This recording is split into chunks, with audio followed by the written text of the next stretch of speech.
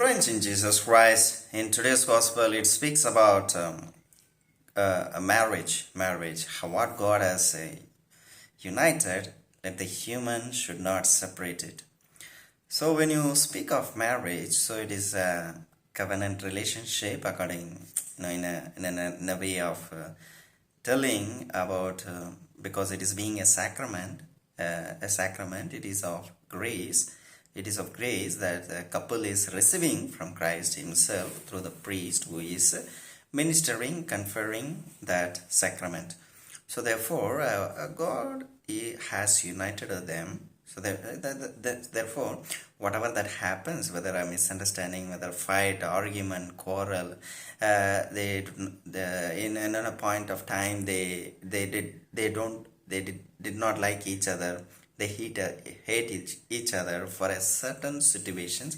Maybe on a situation they were hating each other, but that does not mean they have to go for a divorce and be separated, because so you need to learn in that situation as well, dear friends, because everybody cannot like everybody at all time. So there are times when you may hate the other person, though you may love the person, but certain point of time you may hate the other person.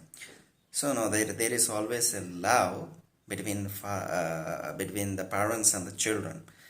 In some families, not all the families, because some families they hate children. Some families they hate children. See, because they hate children, what happens is that, say they don't want a child, they go for abortion. They leave the child in the dustbin. They leave the child somewhere else.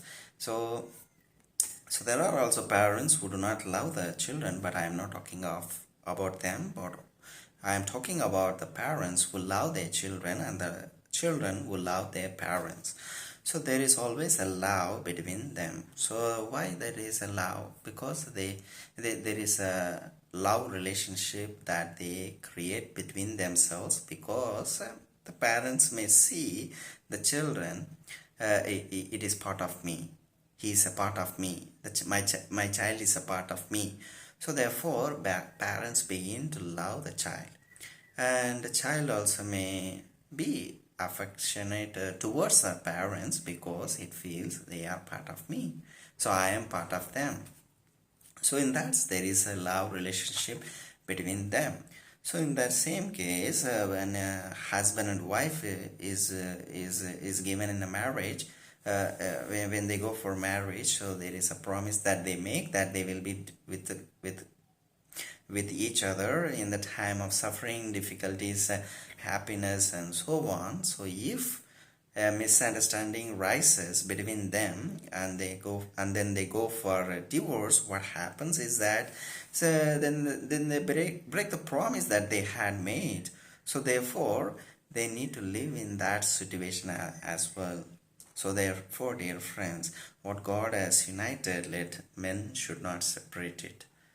And let us follow what God has given us, because sacrament of marriage is a grace, a special grace that has been granted to the couple.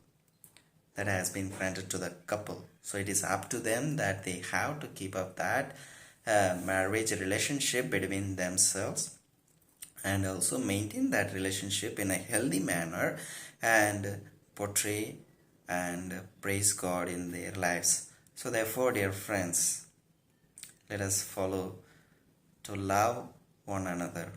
Let us respect the marriage bond. Thank you.